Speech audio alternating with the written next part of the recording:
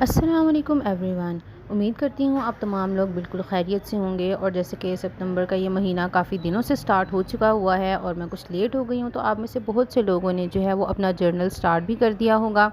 اور پریپیئر کر رہے ہوں گے اس کے لیے۔ آج کا یہ جو جرنل ہے، اس کا تھیم میں نے لیا ہے تھوڑا کلرفل سا، اور اس کو پاکستان کے جو موجودہ حالات ہیں ان کے ساتھ تھوڑا سا ریلیٹ کرنے کی کوشش کی ہے۔ وہ اس طرح سے کہ ہم لوگ اس وقت بہت ہی زیادہ مشکل میں ہیں، جیسے کہ آپ تمام لوگ باخبر ہی ہوں گے اس بات سے کہ پاکستان کا کافی زیادہ تقریباً 60 to 70% جو حصہ ہے وہ سیلاب کی وجہ سے ڈوب چکا ہے، اور بہت ہی زیادہ تباہی اور بلینز کا نقصان ہو چکا ہے۔ جو ملینز میں جو لوگ ہیں ان کو اپنے گھروں کو ریلوکیٹ کرنا پڑا، ان کو اپنی جگہوں کو چھوڑنا پڑا، ان کے مویشی، ان کی فصلیں، ان کے گھر، ہر چیز تباہ و برباد ہو گیا۔ تو اس کو میں نے تھوڑا سا اس سے ریلیٹ کرنے کی کوشش کی ہے کہ انشاءاللہ تعالی ہم اس چیز سے باہر نکل آئیں گے، اور وہ اس طرح سے کہ اگر ہم اپنے آپ کو اللہ تعالیٰ کی طرف رجوع کر لیں گے، کیونکہ اللہ تعالیٰ فرماتے ہیں قرآن پاک میں کہ میں لوگوں کی آزمائش کرتا رہتا ہوں، یعنی سال میں ایک دو بار، کیا یہ لوگ نہیں دیکھتے کہ سال میں ایک دو بار ان کی آزمائش کی جاتی ہے؟ تو اللہ تعالیٰ دوسری جگہ پر یہ فرماتے ہیں کہ اگر ہم لوگ، میں آپ کو مفہوم بتا رہی ہوں آیت کا، جس میں اللہ تعالیٰ فرماتے ہیں کہ اگر انسان جو ہے وہ توبہ اور استغفار کریں گے تو اللہ تعالیٰ جو ہے ان کے اوپر ان کے مال مویشی میں اضافہ کرے گا، ان کی اولاد میں، ان کی عزت میں، برکت میں، ہر چیز میں اضافہ کرے گا۔ تو یہ بہت ہی زیادہ ایک مشکل کا وقت ہے پاکستان کے لیے اور تمام پاکستانیوں کے لیے، صرف ان لوگوں کے لیے نہیں جو اس وقت مشکل میں ہیں یا جن کو اپنا گھر بار چھوڑنا پڑا، ان کے گھر تباہ ہو گئے۔ یہ ان لوگوں کے لیے بھی آزمائش ہے جو کہ اپنے گھروں میں محفوظ بیٹھے ہوئے ہیں۔ ان لوگوں کے لیے آزمائش اس طرح سے ہے کہ اللہ تعالیٰ ہم لوگوں کو آزما رہا ہے کہ ہم اپنے دوسرے جو اس وقت مصیبت زدہ بہن بھائی ہیں، ہم ان کی مدد کے لیے کیا کرتے ہیں، اور یہ کہ ہم اپنے آپ کو بدلنے کے لیے کیا کرتے ہیں۔ یہ جو تمام آزمائش ہے، یہ اللہ تعالیٰ ہمیں جھنجھوڑتا ہے ایک طرح سے کہ اللہ تعالیٰ کہتا ہے ٹھیک ہو جاؤ، ابھی بھی سیدھے راستے پر آ جاؤ۔ اور جیسے کہ آج صبح ہی میں نیوز دیکھ رہی تھی کہ کچھ جگہوں پر پاکستان کے ایک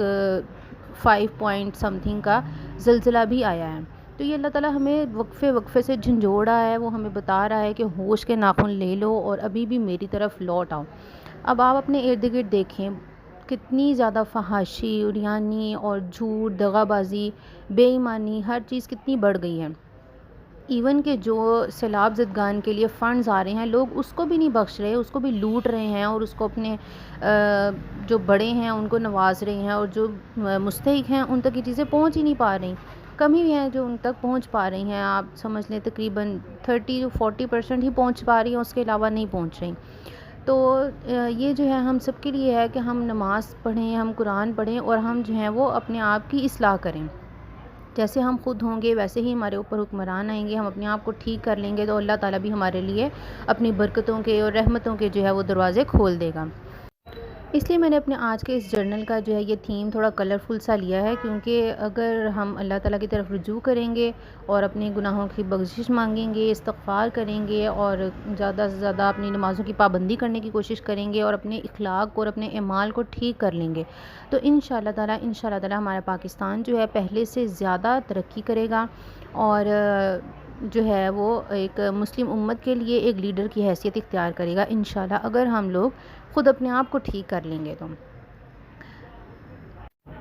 اس کے ساتھ ساتھ اب آپ دیکھ رہے ہیں کہ میں نے صلاۃ ٹریکر اور قرآن ٹریکر بنا لیا ہے، اور وہ ایز یوزول جو میں نے بتایا آپ کو جس طرح سے کہ یہ بہت ہی کلرفل سا میں نے اس کا تھیم لیا ہے۔ اور اس کے ساتھ ساتھ میں آپ کو یہ ضرور کہوں گی کہ آپ اپنی دعاؤں میں جو ہے پاکستان کو ضرور یاد رکھیں، کیونکہ پاکستان ہے تو ہم بھی ہیں، ہمیں یہ جو اتنی آزادی ملی ہوئی ہے کہ ہم آزادی کے ساتھ اپنی نمازیں ادا کر سکتے ہیں، آزادی کے ساتھ اپنے جو بھی ریلیجیس ہمارے اوکیزنس آتے ہیں ہم اس کو منا سکتے ہیں، وہ صرف اور صرف اسی لیے ہے کیونکہ ہم ایک آزاد ملک میں رہ رہے ہیں، ایک مسلمان ملک میں رہ رہے ہیں۔